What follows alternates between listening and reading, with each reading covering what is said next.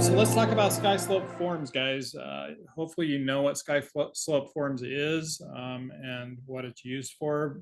Before I get started, tell me what your pain points are. What are things that you want to know about, or what are issues that you're having? What can I cover? What's going to be important for you guys? Hey Jeff, Yep. I had for the first time yesterday, well, it actually didn't happen until this morning, but I spent 3 hours setting appointments and going over different houses and stuff with a past client that I've worked with about 5 years ago and setting up all these houses. And I told her about the agency agreement, but I sent it to her this morning before we go out to show houses. And she texted me back, said, I'm not willing to sign that until we see these houses. And I just told her, I says, my hands are tied. I can't show them to you without this. And so I was kind of curious, you know, what is there a fine or something that they penalize agents if you get caught showing homes without that? What is it, just a self-managing Yeah, program? it's a 30-day minimum jail term, and so it's going to be rough on you, Brooke. Well, if it's only 30 days, it's not bad. Don, you're muted. Don, you're muted. Don, you're still muted. Brooke, sorry. I heard that ICE comes to your doorstep and they deport you if you. Yeah. Okay, so we'll give you real answers. Real answers are technically no. So technically, there's not really a police agency over this. The people who are supposed to police it, according to NAR, is the MLS. The MLS doesn't want to police it. But that said, The interesting thing is I sent her an article that told about it, and she sent me back a Reddit saying, "Here's how you can go see homes without signing the agreement with the agents." You know, Oh, well, yeah, trusting Reddit, that's where I would go for sure. Reddit's the strongest yeah. source of valid information that you can find anywhere on the internet. So make sure Well, and I did one better. I sent her the listing agents' names and phone numbers for each one of the listings so that they can go show it. yeah. So she wouldn't, just to be clear, she wouldn't sign a limited showing agreement. Yeah, she didn't want to sign me. She didn't want to hire me as an agent because Well, here again, it's not really doesn't this doesn't play into it, but they have the city of Sandy buying their property, and so they want to go look and see what kind of homes they can buy if the city pays them this much. So I told her, I said, well, we got to have an agency agreement, but we'll take care of that later. And I set up the appointments of the houses and everything. Brooke, And there then is, last night there is a showing agreement. There is a showing agreement that's in the Fathom forms that it says that you don't represent them. All it is a showing agreement. I don't recommend that you use that except in cases like this and if you want to work for free. Okay. so here's the limited showing agreement, Brooke, and hopefully you tried to use this if she wouldn't sign a buyer broker agreement. This limited showing agreement doesn't bind the two of you together. There's no binding part of this. It just allows you to go out and show houses. It does have a compensation part of it, but you could put no compensation in here, right here in this part, will not receive compensation from any source. And then she has no binding anything, and you're not bound to have any fiduciary duties to her other than just honesty, right? It's So, it's no different than what you've done your whole career. right. That's what Yeah. we've all done without a showing agreement. And then you get the buyer broker agreement signed before you write the offer. That's what Well, and then interestingly enough, all three homes are vacant, so it would be really easy to do it. But I just kind of figured, you know what, if she's not willing to do it, why should I? Well, here's the thing, right? Number one, just get the limited showing agreement signed. That's the best way to go in a case like this. But number two, as far as policing goes, there's not really any policing other than the fact that you now open yourself up to a potential lawsuit because you're not following through with the original lawsuit. So could somebody come after you because of that? They could, and that's going to be your biggest quote unquote policing factor of this. Yeah. So Brooke, the answer to, who enforces it or whatever, like Jeff said, really nobody does unless you get caught. Okay. And that's when you get into trouble. Okay.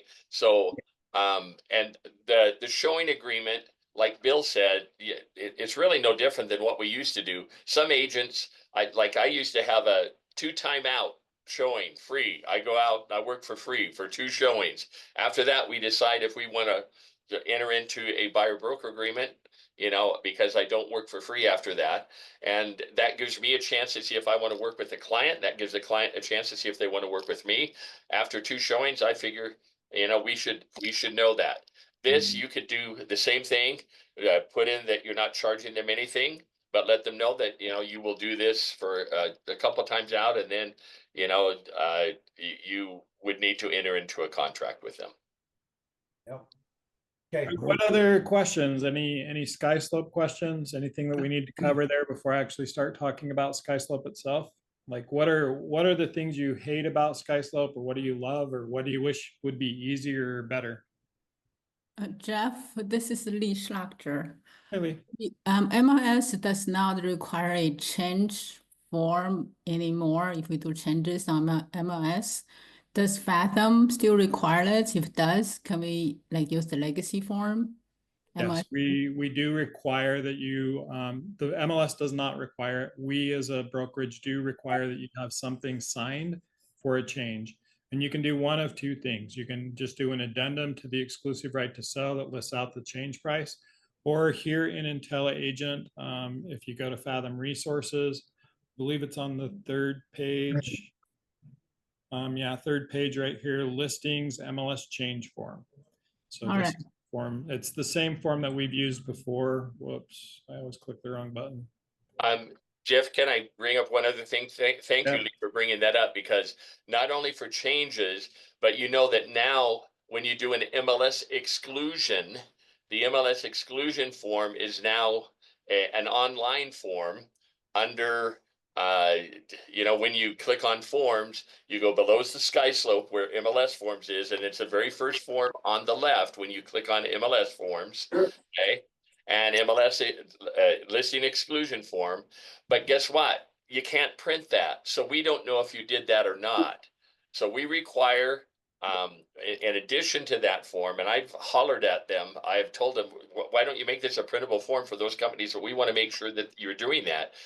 So then what you would do is you would do in your an addendum to the MLS, your exclusive right to sell, an addendum stating that the seller, we have put online, we have done the online MLS exclusion form at the seller's request, and will not be marketing, we will put it on the MLS within 24 hours after we start publicly marketing. And then I suggest that you always check mark the middle bubble.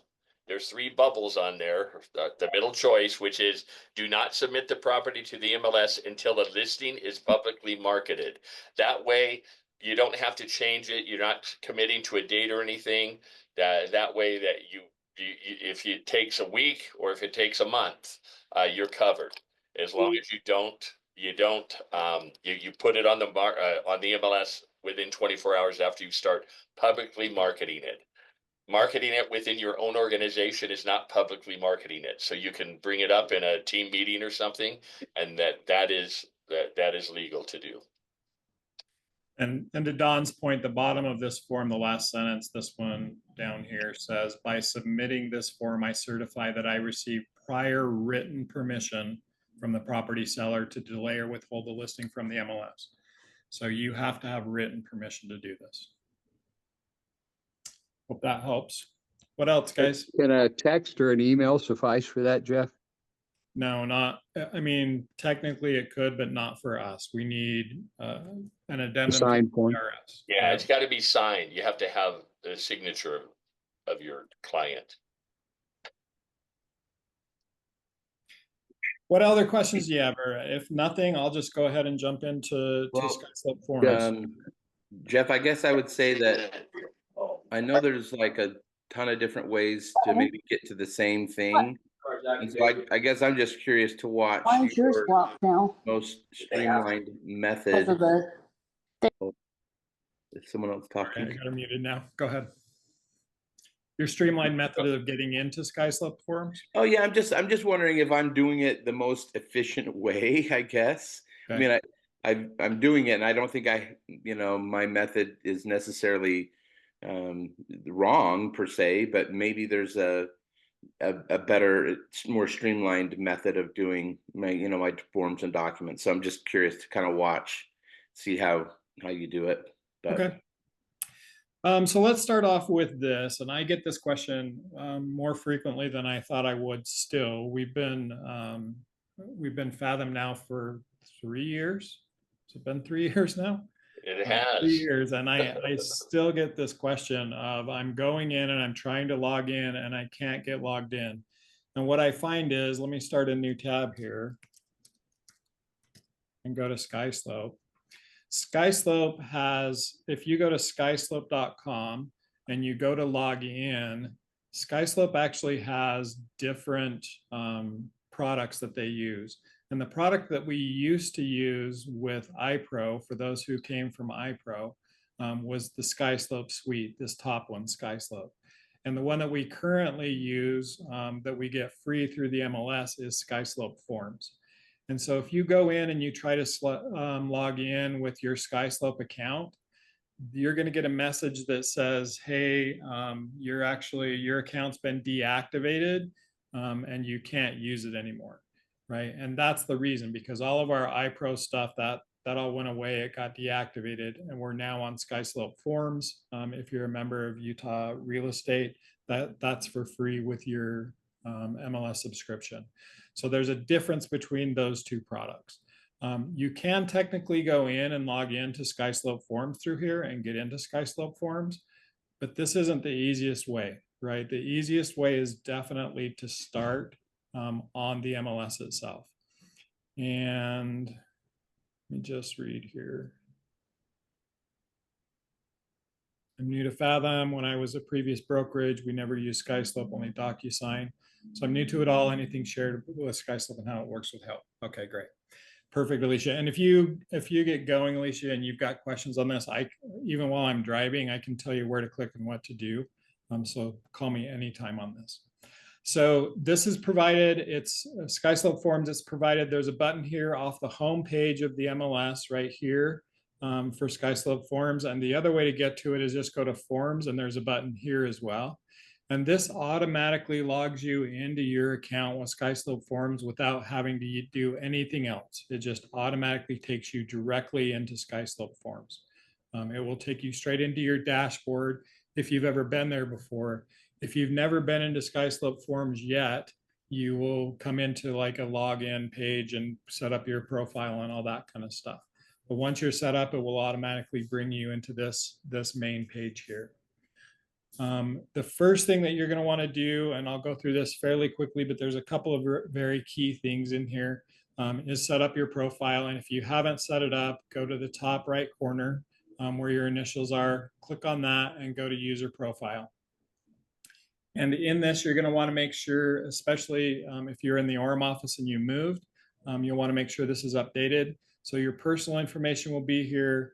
And SkySlope Forms does pull from this. And so when it's putting information into Forms automatically for you, it will pull your name. If your phone number is needed, it'll pull that, your email address, and those kind of things. So make sure that this is updated. And then make sure that your professional information, all your brokerage information is updated as well, along with the brokerage license number that will automatically populate into Forms for you, like the Rep C. And the brokerage MLS code allows you to go in and actually pull listings out from the MLS and get information directly from those active listings so that you know. And like I said, if you're in Orem and you just moved with us, make sure that you've updated your brokerage address from the old address to the new address. The other things to check, if you use an assistant or a TC, if you go to My Team, it will show those people here and that you're sharing your SkySlope account with them. And you can add people if you want, if you have other people on your team that you want to share your whole profile with or your whole system with, you could do that. I've had agents share theirs with me. I prefer not to do that because if all of you share your SkySlope with me, my dashboard will be overwhelmed, right? And so I usually just share it for a minute and then I go away from it. But this is so you can share with other team members, and they can see what you put in your SkySlope, and you can see what they put in theirs. Jeff, Yep. a question on that. Does that mean that they also have, they're logging in through your MLS? They're not. So they log into their account, and when they log into their account, they automatically just see as part of their dashboard my files, right? Okay. So And- when Andrea goes in, if I've already created, so if I look at my files, for example, she can see these files in her dashboard because she's a Okay. member of my team. Gotcha. Does that make sense? And can you, is it possible to have that separated, meaning, hey, I want my team to handle, these are the team files, and then these are some personal files that I'm handling, you know, myself independent of the team? I don't know. I don't know Okay. the answer, but I'll find out for you, Wade. So Yeah, you know what? I don't have a team, so it doesn't really matter, but I'm just thinking ahead, right? Okay, Wade. Okay, Wade. I appreciate you putting me on the spot and making sure that I don't know what I don't know. Wade, do you want to be on my team? Yeah. Security is just simply if you want to change your password. Libraries is an extremely important one, and I find a lot of agents get stuck here because I tell them to go look for forms in their SkySlope and they can't find any forms. And this is where you actually add your forms libraries. So you'll go to your profile, you'll go to libraries, and then you can put in this. These are the listing input forms for Utah real estate, and these are the UAR forms. And you'll want to make sure that both of those libraries are associated with your account.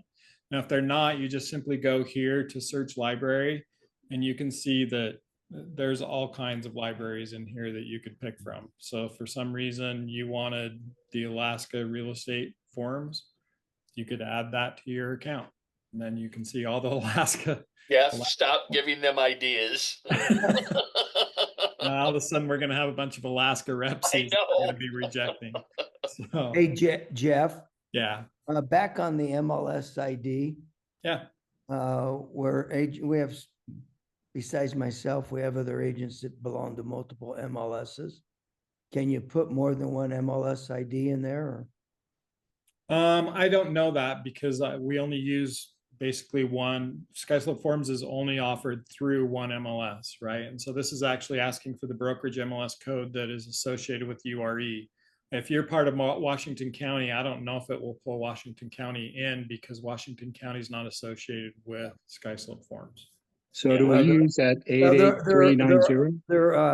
There's quite a few people in St. George that belong to the Wasatch Front MLS. Right, so they would have their And- Wasatch Front MLS brokerage ID. So they just use that instead of their. Right. Yeah. Yeah. Yeah. What was your question, Eric? So is that the code we all use up here, 88390? 88390. Everybody has. So their this is my code. This is my Yeah. personal MLS code, right? And to find your personal MLS code, you'll go on the MLS under your profile. Of all cool places for it to be, it's under billing. That's why I couldn't find it. Yeah, I don't Billy. know why it's there, but it's under billing. And then right under your name, right here in this area is your user ID number.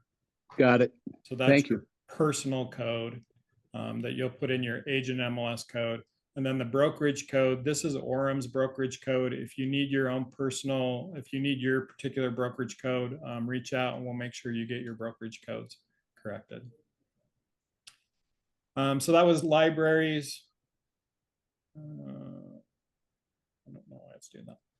That was libraries. You can add the libraries. Just make sure that you have these two. These are the two important ones. Don't add Alaska or anything else. So just those two. And then preferences is interesting, and I'll come back to this at a later point. But Alicia said, you know, she's familiar with DocuSign. Actually, you can choose if you want to use DigiSign for your e-signatures, or you can actually affiliate it with DocuSign and have all your forms go into DocuSign and have, if that's what you use and you pay for, you can have it go through the DocuSign part, and it may be more familiar and easy for you. So you can pick between those. And I'll show you that if we have time here at the end. Hey, Jeff, The page before that you said only add these two. The page before libraries. this. So those Yeah. libraries are Oh. the listing input forms for Utah real estate Utah Association. and the Utah Association of Realtors. That'll get you all the forms that we use here in Utah. Got it. Thank you. Yep. So Jeff, just on that, this is probably one of these shortcuts that I have not been using. I usually access my forms from the MLS, from the Right. homepage of the MLS, right? Where drop down and select my forms that way. So this is essentially just the same thing. You're just pulling those into the inside of SkySlope Forms. Yes, but on steroids, right? So let me jump back and answer Wade's question like this. If I'm on the MLS, my client says, hey, I want to go ahead and fill out a buyer broker agreement with you. So then I go to forms, I go to legacy forms, I search for exclusive right to buy. Where's the exclusive buyer broker? This is the fun part of this. Right, So right there. here, Mhm. right, then I go in and I manually fill all this out. Then I have to download it. So I print the PDF. This is the process you do, correct, Wade? Yes, exactly. And then you download it. Yep. It saves onto your computer. Then you go over to SkySlope Forms. Yep. And then I upload the forms. I'll use my personal files. This is all the compliance agreements, guys, for all of you who do naughty things.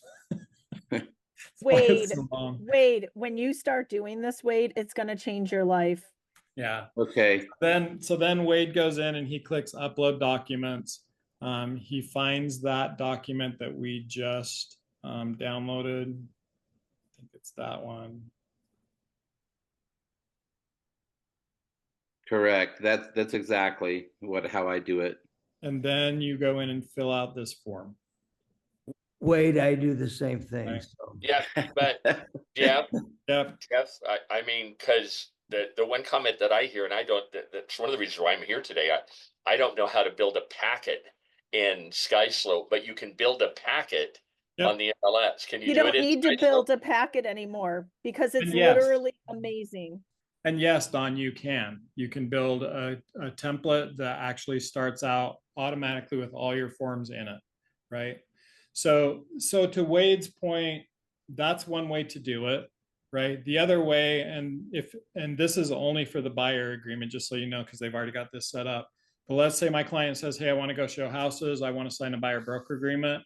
I come into SkySlope Forms and this nice big blue button here at the top, I just hit start buyer agreement. And it automatically pulls up the buyer broker agreement and I can just fill it all out right here.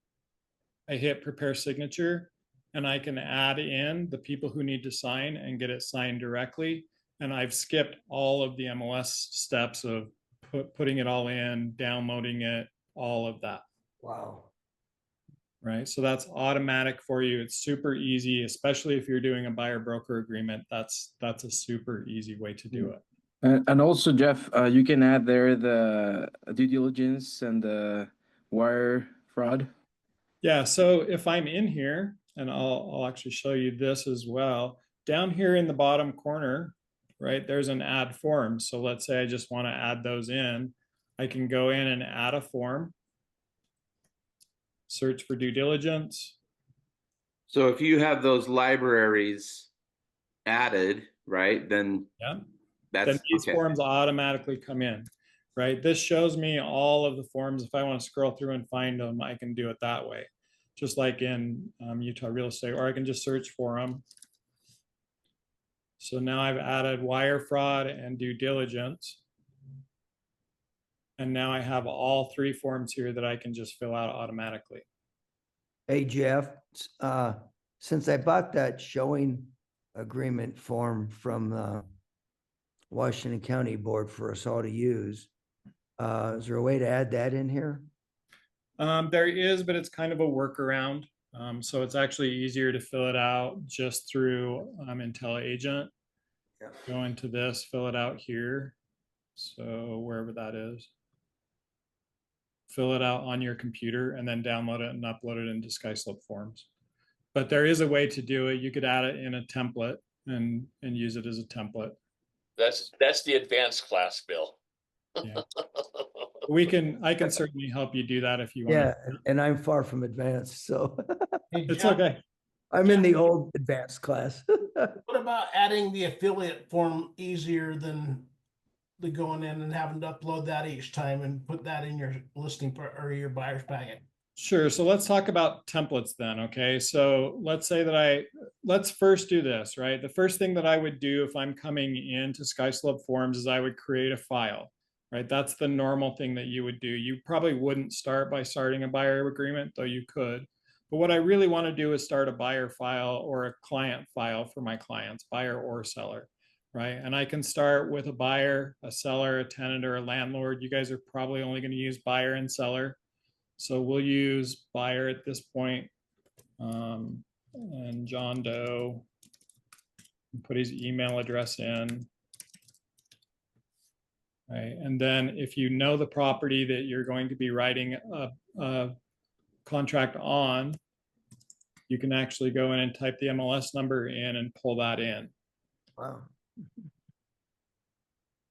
And that'll pull in all the information and name it. Name your file for you, right? And that starts what you should consider to be a file folder for your clients that you're going to stick all of your extra documents in, right? So anything that you're going to put in there, that was what we just created. And then from there, you can go ahead and add forms to it, right? One at a time if you wanted. Now, an easier way to do this, if you're always using the same thing, which most of us are, right, is to do a template. And I'm going to show you, and this is what Don is talking about, creating a packet, right? So in a template, I would come into templates. I would create a template, and let's create a buyer packet. And in that buyer packet, let's name it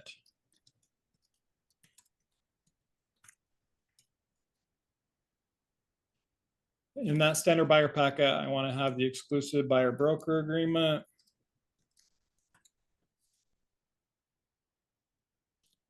This is always the fun part, is trying to find them. I know. Just had it right there. One more down. Right there. That's the addendum. So these are all addendums. Oh, I think- excuse me. It's that one right there. Yeah. Okay. So the buyer broker agreement, the due diligence, the wire fraud. So those are my, I need to do the Rep C, obviously. Let's do it under purchase. Are you gonna put the affiliate form in this one? I am. I was gonna ask, that's one that I always seem to have to go out. Yep. So that's the nice part of this template, right? So, and I'll show you. So I do need the real estate purchase contract. And then a lot of you forget to put in your deposit of earnest money with title. And so this is a way to make sure that you add that every single time. So now I've got all of those forms added. You can see down here at the bottom, I've got 5 forms added to it. And then it also allows me now right here to upload documents, right? So I've got the affiliated business disclosure already on my computer. If I just search for that, My next question. I can add that in. So couldn't you just do the showing agreement that same way?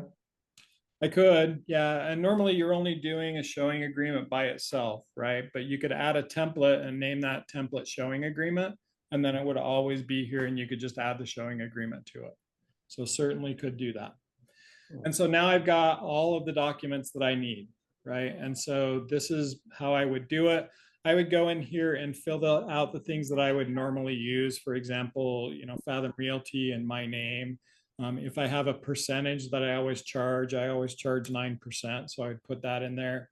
My protection period for 12 months or however long you want. You know, you can put whatever the normal things are that you would want in this, right? And make sure that those are all checked. That way you're not missing check boxes and information that you use constantly every single time.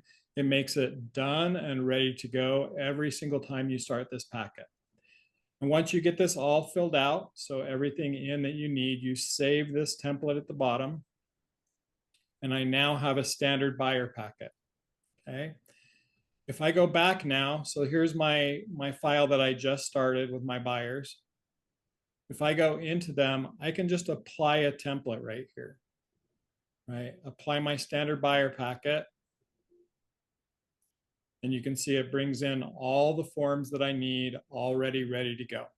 I don't have to do anything with them other than select them all, and I'm ready to go ahead and get them signed. Right? You can see that it's already filled in my information, the client's information. It left my 9% in there, my 12 months.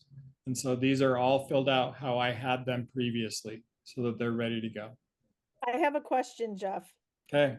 What if you did all this and then John Doe says Jane Doe has to be on this loan too? She's going to be buying. How do I right now add Jane on all these? So I'm right here on this screen, right? And you're Yes. telling me, he calls me in the middle. I'm like, I've got Yes. them all filled out. And he's like, well, now I need to add Jane Doe to this. Yes. Okay. You can't do it from this screen, but you Okay. can do it from the next screen. So I'll get everything filled out except for the client's name. And I'll know that Jane needs to be added to this. Okay. So then I go to prepare signatures, and it's going to say who's going to sign. And I know that John's going to sign. I'm going to sign the buyer broker agreement. This is saying this is the listing agent. Do I want to send her a copy after it's signed?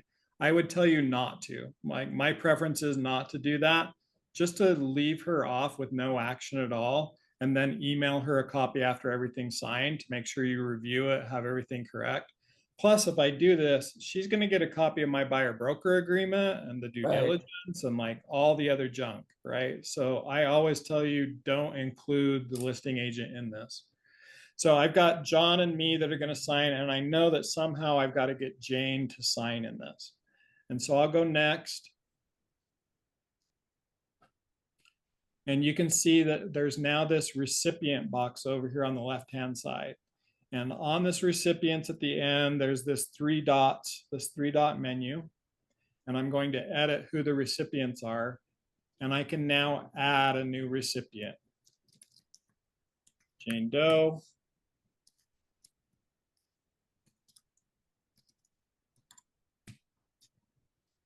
And I can save her in here, right? Does that add her name on the Repsy?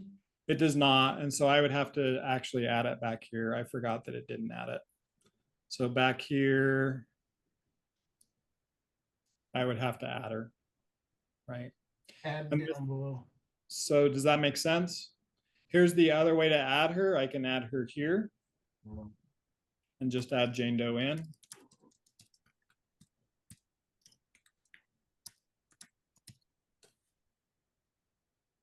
And then that adds her automatically in the Rep C, the buyer broker agreement. If I scroll all the way down to the buyer broker, you can see that the Rep C, she's here as well. Hey, Jeff. Yep. Regarding adding names, I've had a number of situations where there's been trust involved or 4 or 5 people on the deed. Or that are going to be involved in the sale. And I'll try to put all the names in. And then I notice when I get ready to send it, that's a very small space to put a bunch of names in. It'll show kind of like a red blackish box around those names and say the field is too small to show everything.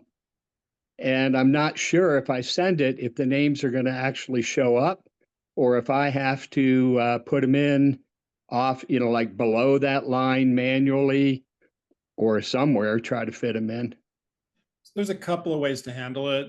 That particular instance where you've got a very large amount of names that have to go in this box and it won't fit, that instance, it may be better to write it in the MLS because the MLS box auto expands to allow as much as you want in here. And so it may be a case where you want to do it on the MLS. The other option is the one that you said, which is, once this loads, I could put this here and then I could add a text field below it. Yeah, that's how I have done it. But it won't, if I don't do that and I just leave it, it's not going to show them, right? It's not, it's going to truncate them. Okay. Yeah. So that's your other option. If it gets to that big black box, that red box, it's not Yeah. going to continue to, it's just not going to show them all. It will only show to the end of the line here and it won't Yeah. show the rest of it. So just be aware Okay. of that. If you get to that point, honestly, the best way to do it, in my opinion, is to go back to the MLS, write that particular agreement on the MLS, and then from there, do other things the other way. Okay. Thank you. So at this point, we've gotten all the way through to writing an offer. And so let me show you a couple of, we're just about to time. So let me show you a couple of tricks that you may or not be aware of for filling out. Now when you do, this is the other benefit, Wade, when you do a signature through SkySlope Forms directly, when you go to do signatures and initials, you can see that they're already there. Oh, that's SkySlope gonna is save me already tons of populated, time. right? I'm having to go back and forth to drop all that in. Yeah. But I'll tell you that there's times, right? So if I receive a rep C from somebody and I have to put initials in on every single page, right? Like I would have to here for, so say I'm the seller, right? And I have to put dates and signatures on every single page. This is how a lot of people will do it. They'll go to initials and they'll put the initials in and the date in. And then they'll go to the next page. That's and me. Put the initials in. The date in. So let me change your life real fast. Okay. You'll want to make sure nothing is selected up here. And then you're going to draw a box around these two items. And you're going to come over here to the left-hand side and you're going to click copy. Okay. And now just scroll to the next page and click paste. Oh my gosh. Oh, And now you've got that exact thing pasted exactly where it was on the last page, automatically pasted in. Right. Right. I can do the same thing here. So I can do signatures. I can do a checkbox for counter. I can do a text box that it's counter by addendum 3. Can we just talk really quick about check boxes as well? We're going to talk about checkboxes. Yeah. Okay. All right. So I can do all of these things right here. And now I can drag a box around all of that and copy it. And when I come down to the addendum, I can paste this all in and just kind of drag it down here where it goes, basically. Yeah. And now all I have to do is move the addendum out here and I'm ready to go. I don't have to redo all of my work to get this done. yeah. Gotcha. How did you create that box around it again? You just right click the mouse or? Yeah, so you just click and drag. So just click and drag and that will drag a box. The key to that is if I have something up here selected like date, if I go to click, it's going to put a date in here, right? And so you've got to make sure, like if name is checked, you have to uncheck it so nothing up here is highlighted. Then you can drag a box around things. Gotcha. That's your key to dragging a box. You can also delete it just by hitting delete on the box too.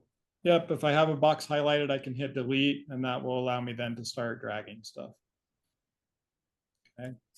Checkboxes. So checkboxes are the bane of, I think, everybody who has ever used a SkySlope product or even DocuSign or other things. So checkboxes, when you put them in, let me tell you the best case scenario for you to use them. And that is this, put them in, then over here on the right-hand side, make sure that read only is checked and make sure that checked by default is checked.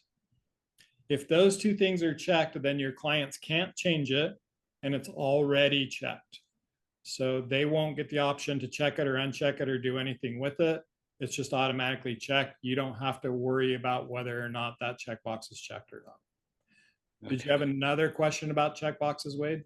Well, I was having issues with that because I don't think I was clicking on those items to the left, and I was having to go into the text field, and I was creating a text field and and putting an X, Yep. so to speak, in there, and then positioning that over what I needed. And I mean, it's worked, but it certainly is very steppy. Right, I can certainly create a checkbox right here.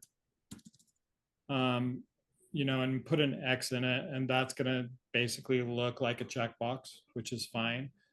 When I have that selected, you can see over here that I can also have that read only so that nobody can change that. But if I uncheck it and it's assigned to my client, they can type whatever words or whatever they want in there and it's gonna change. Right. Right. So for me, the best way to do that again is just to make sure that when I do a checkbox, this right-hand side stuff is read only and checked by default. Perfect. Okay. As long as you have those two done, you've got a checkbox with a check mark in it and it can't be changed. Great. That would save me for sure. And read only is a great option for anytime you're filling anything in that you don't want your clients to ever change. Make sure that you do that. Yeah, Jeff, do you know how I've been doing it? So you just changed my life in 3 different areas. Okay. How I've been doing it is I've done the check boxes and I've always assigned it to me so that I'm the one that makes sure that the check boxes remain there, and then my clients can't change them. But wow, this is this way you don't even have to look at those check boxes or allow them right. or pass them or anything. This just automatically checks them. You don't have anything assigned, and so you don't have to do it, which is really nice. And it's interesting, Wade and Don, that you guys are just now figuring that out, because I had that same issue, but I just got on the phone and called SkySlope and had them walk me through how to do all these. And so what I'm seeing you teach now seems very elementary, because I've had to learn it the other way. I wish you would have had this training 3 years ago, Jeff. What you talking about? Actually, I did. Believe it or not. Well, You then, just Jeff, did the 10. I think that we should then turn the class over to Brooke and let him. No. But Brooke brings up a great point. SkySlope Forms support is amazing. They are really good. They're super responsive. They know exactly how to get you going. They can go into your files and help you with them. And so if they're pretty much 24/7. Yeah, they're 24/7. They're great. So they're really good. And they will take the time to walk you through things as much time as you need. Yeah. Does everybody have their phone number? Whose phone Nicholas, number? SkySlope? Yeah, SkySlope's phone number. Nicholas, you've got a question, but let me get the SkySlope phone number while he's asking a question. Yes, and maybe I missed this, but one of the pains I have with my other software that I'm starting to use SkySlope more on is I have to go in and manually separate documents. Once they're signed, if you go back into the envelope and you go into forms, will they be separated then? Yeah, so each of those forms you can download as a complete packet, or you can download as separate forms, whichever way you decide to download them. Or both. When they get emailed to you, they should be separate forms. Okay. When they get emailed to me, back? Yeah, so you should receive an completed. email that says your documents have been completed. Here's your documents. And at the bottom of that email or attached to that email will be all of your forms that are signed. They should be separated into each form so that you can use just the ones that you want. Great. So thank you. So that's another big help, because I've been sending to my client, I've been sending our core office paperwork that obviously the other side of the transaction doesn't need. I've been sending that in one email and getting that signature, and then sending the actual contract and getting that back, so that then I'll have that as a kind of a packet to send on to the listing agent. So what you're saying is I can send all of it in one, and then once it comes back, I can pick which ones I want to send on to the listing agent. That's correct. Yep. And Don put the SkySlope contact for support in chat, but it's right there on screen as well. Michelle asked, so if I use the template for a buyer, do I need to make another blank template, or will I be able to use that template that I created over and over? So you can continue to just use that same one over and over. If I go into this buyer packet here, I can apply the template and apply it, and it brings it in as blank. It doesn't have anything to do with the names, addresses, or anything from that other file that I just did. And I can continue to just use that same one over and over, that same packet, same template, so that you can just add those forms to your file every single time. They're standardized. The one thing that I forgot to mention is occasionally, especially recently, we've got forms updates. When they update the forms here on SkySlope, it automatically updates your template forms. Oh, So wow. you don't have to go back in and change your forms. It just automatically brings the new forms in for you. That's Wow, that's fun. awesome. That's awesome. Hey, Jeff, Yep. another question. Some problems we've had in the past, just, is they, if they bundle all these forms together, you know, technically with this division, if they want to be picky, the buyer broker agreement has to be signed first, even though it's all in the same packet. It could have a different time on it than the REPC if they sign the REPC first. So how do you make sure they sign the buyer broker stuff first? As long as it's the first document in your packet, it will be the first one that they should sign. Now, technically, they could scroll down to the bottom and start clicking all kinds of stuff. Yeah, or Jeff, what I've found is I've had agents that have said that, yeah, my client went in and they opened up the envelope and they signed a couple of documents, and then they got distracted and they didn't sign the rest of them until the next day, and so it threw them out of whack. My solution to that is probably old school, but I tell them I always send the buyer broker agreement and all of the agency documents to them first, and tell them, please sign all these documents. As soon as you do, I will send over the offer. Yeah, So, that's what I've been doing, but I just. Here's the thing that's not well, I guess it's, if you use the limited showing agreement, it's probably going to be the same as always. You're going to send it as one big packet. But right now, where we're getting agency signed, usually before we show houses, it's not as big of an issue, right? yeah, exactly. Have that Right, signed yeah. ahead of time. So just know that. Alberto has a question. Maybe. It says, Taylor says, DigiSign versus DocuSign. Are there any issues using one over the other? I've used DocuSign at a brokerage in the past. I just noticed we have the option to choose between the two on our profiles. All right, so let me show you that real fast. Let me change my preferences. I'll go back and change it over to DocuSign and save that. And now if I go in, it may make me re-authenticate, but I'm gonna hope it doesn't. So if I want to get this signed now, I get this all filled out and ready to go and signed. When I hit prepare signature, instead of taking me into DigiSign, it just automatically takes me into DocuSign. So you can see if you're used to the DocuSign way of doing things, it's a seamless integration. And so you can literally drag your signatures over, put your names in. The normal things that you would do in DocuSign are all here for you. And when it gets signed, it just comes back over as a signed DocuSign document. I'm not sure, because I haven't tested it out. I don't use it this way. I'm not sure if it saves it in your DocuSign account and your SkySlope Forms account, or vice versa, or just one. I'm not sure of that, but this is how you could use DocuSign inside of SkySlope Forms. Hopefully that helps.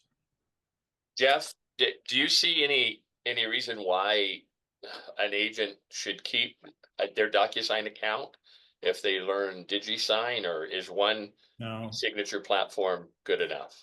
Yeah, I've used DocuSign obviously in the past. I get all of the functionality, if not more, out of my free DigiSign account, and then I don't have to pay for the DocuSign account.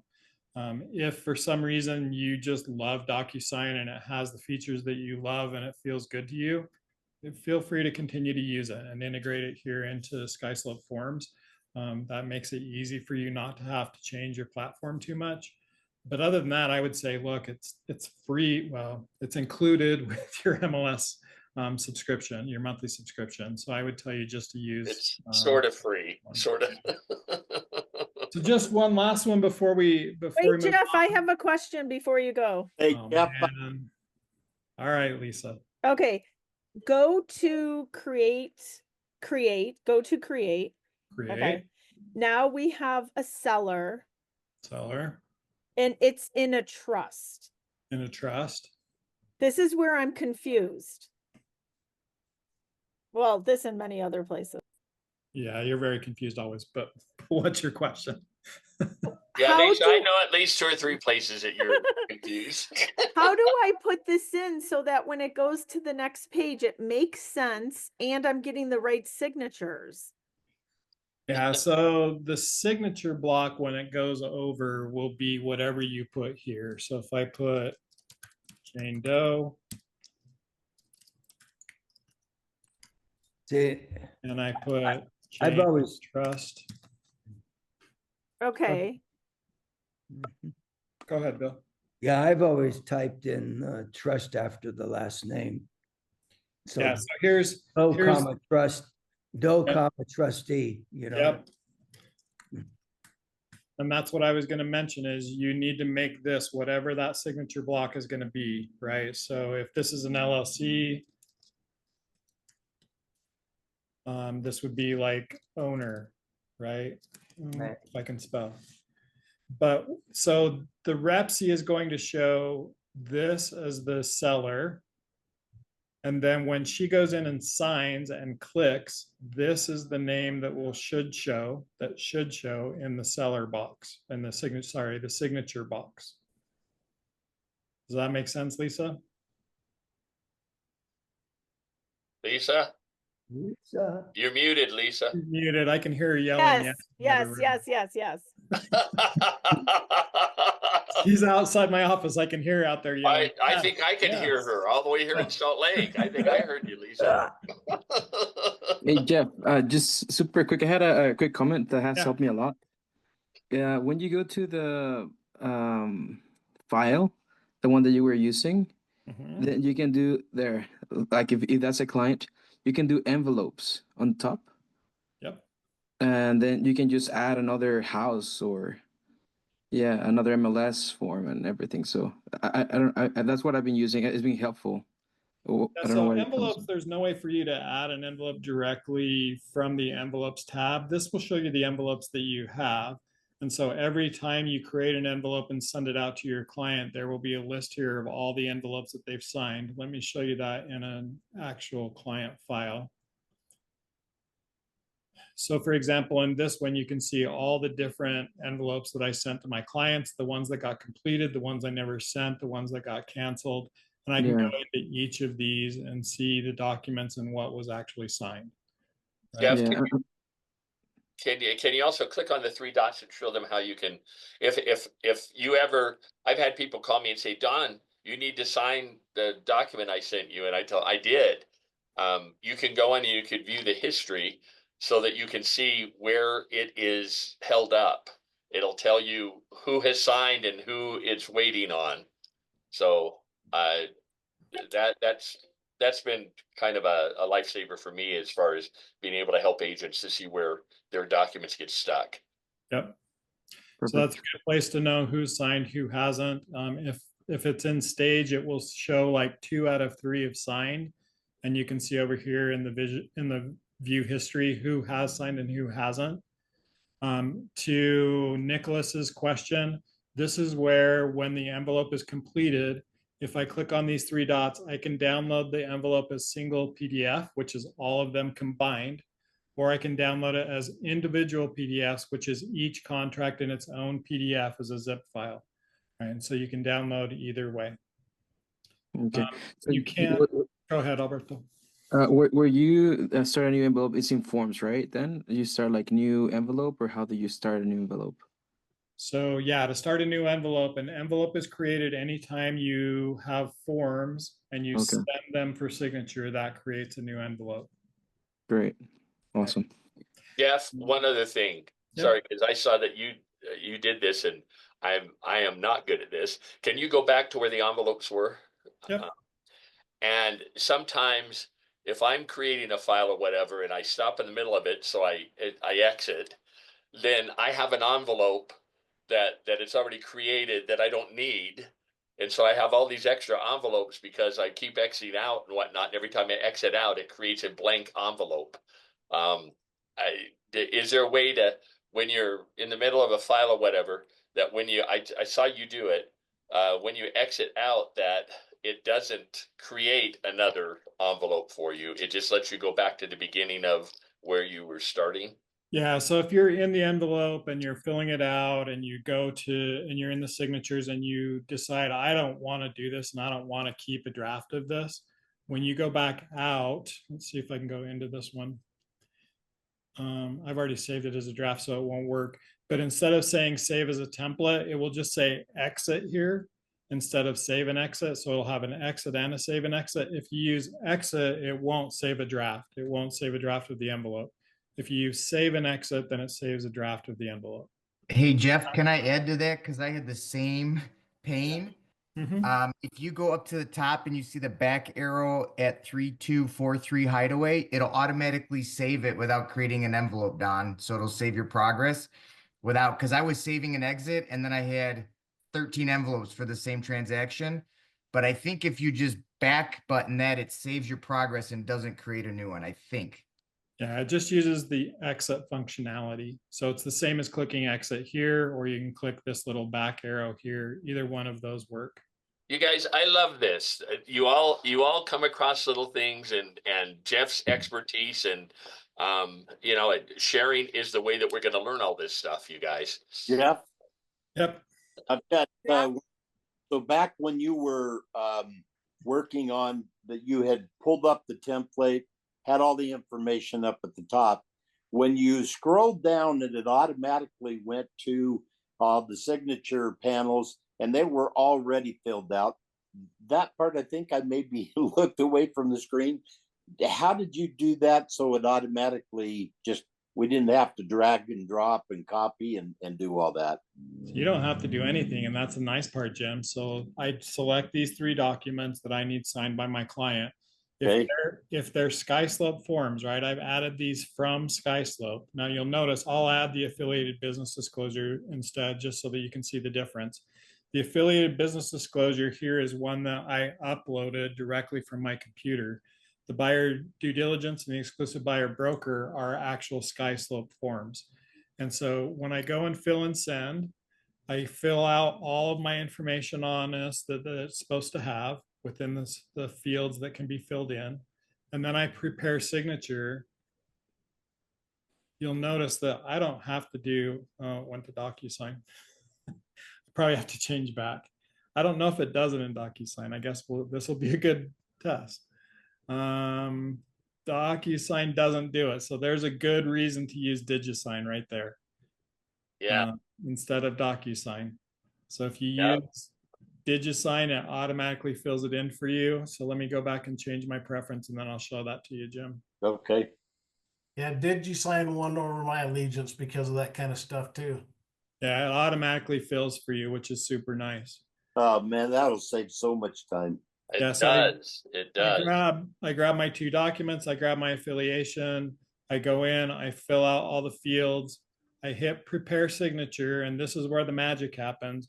I just put in who needs to sign. So my buyer and I and the buyer need to sign. And that's literally it. It automatically fills those in. I didn't have to do anything. There's got to be an easier way to do this. Except for the affiliated form. Yeah, you'll notice that the affiliated business disclosure, it doesn't have automatic signatures because it's not a SkySlope form document. Right. So anything that you're pulling in directly from SkySlope Forms, if it has those fields already filled in from SkySlope, those automatically populate. You're a lifesaver. So Jeff, let me, I yeah, have, go ahead, Lisa. okay, sorry, I have two questions. One, what's the difference in the wire fraud buyer form and the seller? It looks exactly the same to me. So the reason for the two is that the way SkySlope Forms works is that if you, let me go back out. When I prepare signature, see how it says that this person is a buyer? Oh, that's why there's a difference. Yeah. Okay. It's If the I do role. if I do the buyer form, then it will fill their signatures in automatically. If I do the Okay. seller form and the only people I have in my file are buyers, it won't know who to put in there for signatures. Okay. So it needs my- the right one. It's And the my role that next- they play. Yeah. My next comment is Jeff showed me this a couple weeks ago when I was in the office, that once you start using, show them the addendum thing. Like once you pull in an addendum, it doesn't let you pull it in again. You know what I mean? Remember you taught me that? Yep.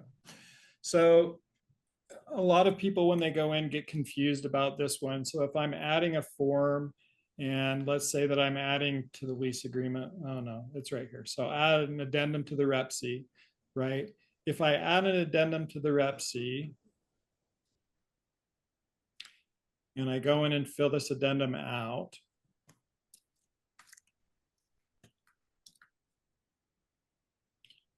okay, and I leave this saved, it's now in my form, and you can see anytime that I go into this addendum, it's going to have that verbiage already in there, because that is addendum, that is the next addendum in line.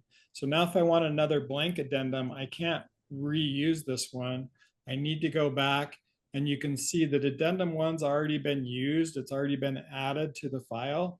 So now to get your next addendum, you need to go to number 2. And that's why there's 20 addendums here, so that you've got plenty of blank addendums that you can use throughout your history, right? So if I add this next one now, you can see this is addendum 1. It's got the terms in it. But it doesn't fill in addendum 1. You have to still fill it in. Still have to fill it in, yeah. And this is addendum 2. I could number this addendum 25 or whatever I want, right? It doesn't matter. I can fill in the number. So addendum 1, addendum 2 has nothing to do with it. It's just a second blank addendum that you can use for whatever purpose you need, right? And So you the can last also thing- change what it says, right? Because you said it's just forms, it's not the actual Correct, signature. right. So Yeah. this one has, contract, the terms of the contract in it. This one doesn't currently have anything in it at all, right? So that's the difference. I'm going to show you one last thing now that I've got an addendum up that I think you'll really like. And that's clauses. Clauses at the end here. If you have something that you use all the time, this is a great way to do that, right? And so I'll add a clause. So I go to clauses, I add a new clause. Let's call this closing costs. It has to be in a category for some reason, so I just always put it in REPC. And then you'll type whatever it is that you type all the time. So if there's something that you use all the time over and over again, you can use it here.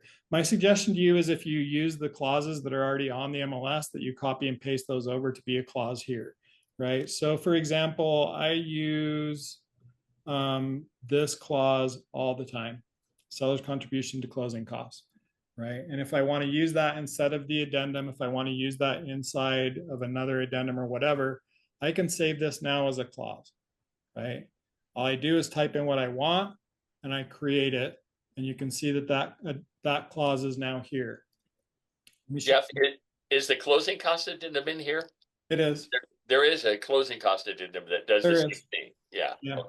But if I were typing in, let's say I was typing an addendum, I was going to use closing costs, but I'm also asking for Yes. XYZ repair and this to be done and a new deadline and You whatever. can't add other things to the closing cost addendum. Right. Right. So instead of having 2 addendas, I can just put this in as part of my addendum, right? And I'll show you that magic. It's actually really cool. So I go into my addendum, and when I click here, it now says down here, add clauses. And I just click this. I can type in my number, and it automatically populates it into my addendum. I don't have to worry about the verbiage or retyping it or copy and pasting it or anything else. It's just automatically there, ready for me to use every single time in an addendum. So whatever clauses you like to use, that's a great one for you to use. Like I said, I'm going to jump back over to the MLS just so you don't get confused on where I am. Over here on the MLS, the addendum to the real estate purchase contract, you can see that there's a bunch of clauses already here. So if, for example, you are continuing to use the COVID-19 clause all the time, you could just load that clause in and you could copy all this documentation and put it back over into a clause in SkySlope Forms and use that all the time. An appraisal addendum, like all of these different clauses, if you want to copy and paste them all over there, you could certainly do that so that they're available to you. 72-hour clause, all of those, yeah. Yeah, so anything So that that's you just use all the time. copy and paste. Copy. Yeah, this would be, so I would literally highlight it all, copy it. Now I'll go back over to SkySlope, go into my clauses, add a new clause, title it. and just paste it right here in the body. Perfect. Right, and now I save that, and now I can use every addendum that I send out from now on, I'm adding the COVID information to. They're going to love it. It's going to be great. Well, that's another lifesaver, Jeff.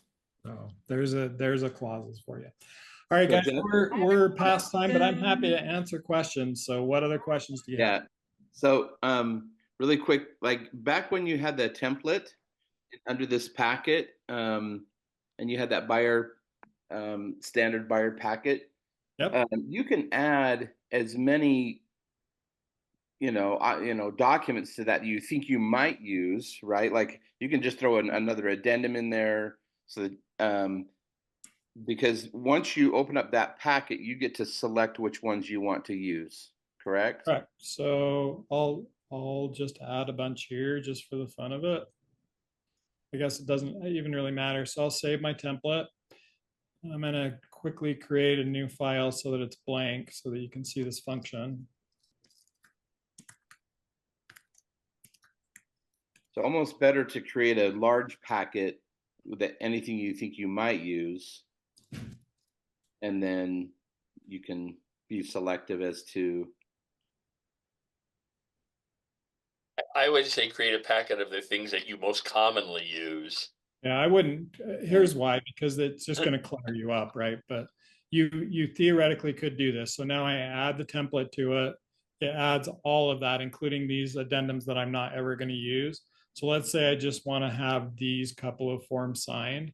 I can just pick those couple of forms. But it does put all of these forms still in your file so that you could use them, I guess, at a later date if you wanted. Or if you really want to and you want to clean it up, you could go in and delete each one individually. Right. Kind of clean your file up. So I would only use the ones that you want to use.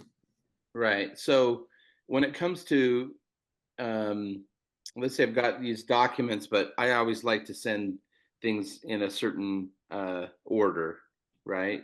Can you reorder those, drag and drop them into different orders, or? Yep, right here, these little lines. So just put your cursor over it and your cursor will change to a move cursor.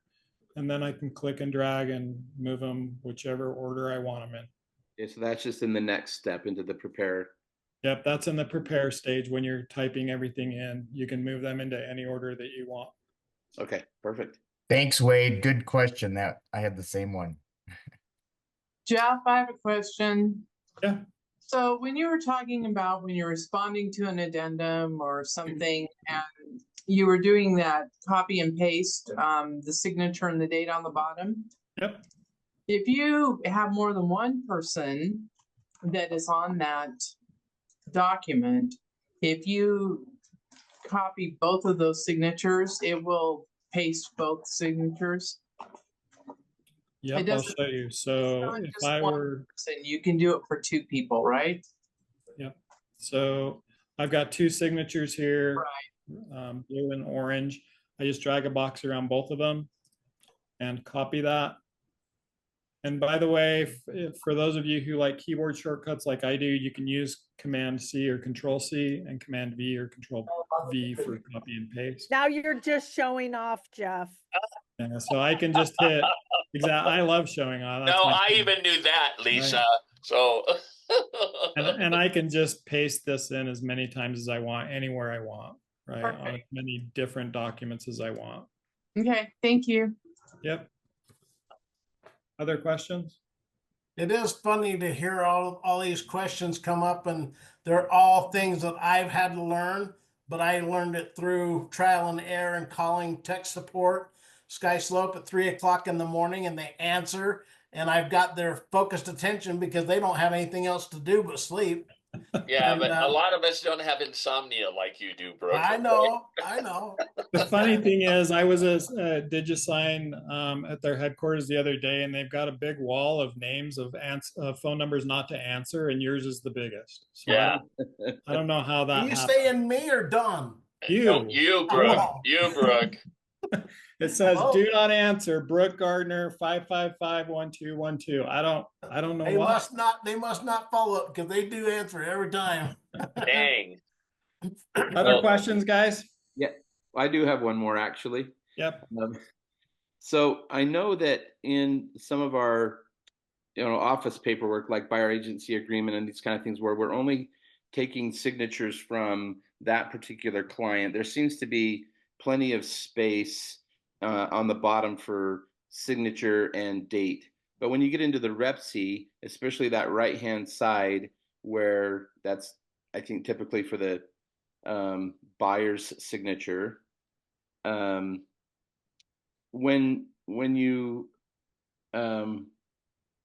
it automatically puts in, for you the signatures and initials and dates, does it create a date and initial for each husband and wife, let's say?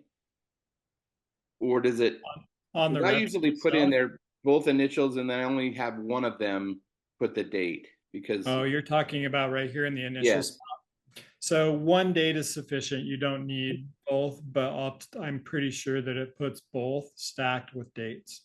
Oh, okay. Okay. So the dates are that's- stacked on top Yeah, of each other. If you and have then 3 this is- sellers, you don't need 3 dates. 1 date is sufficient. Yeah. Yeah, so if you're doing it yourself, but I think that SkySlope by default with 2 sellers stacks the dates on top of each other over here on this side. Okay. That makes sense. Jeff, do you know if there's like if you have 4 buyers, it'll put all 4 buyer signatures in there automatically if you have them all in there? I don't believe so. I think it only does the first 2, both buyers and sellers. Yeah, If that's you what have I was. more than that, you have to add your own. So Right, because they put it on the lines, and then you'd have to figure out where to put the other 2 manually. Yeah. Okay. That's what I thought.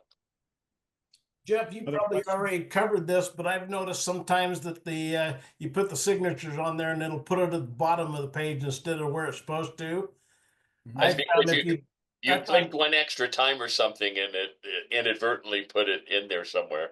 I've had that happen before too. Yeah. Possibly, but they've told me just to delete it and do it again, and then that time it catches. So yeah, that'll work. You can also just drag them, right? So just put a box around them. You can drag everything together, put them wherever you want. Yep. So. Good. Yeah. Thanks. All right, guys. Thanks, Don. Hope that helped. If you've got questions, feel free to reach out anytime. Always happy to help. Don or I always here, always willing to help with whatever your needs are. Make sure you put March 31st on your calendars. Let us know that you're coming to the awards. Even if you don't think you're coming to awards, there's going to be a great breakfast there and a lot of fun and a great time to just really rub shoulders with people and support those who did get awards. So would love to have you all come. Again, March 31st, 10 a.m. At the Miller Conference Center. So love to have you there. Thanks, everybody. Hope you have a great day.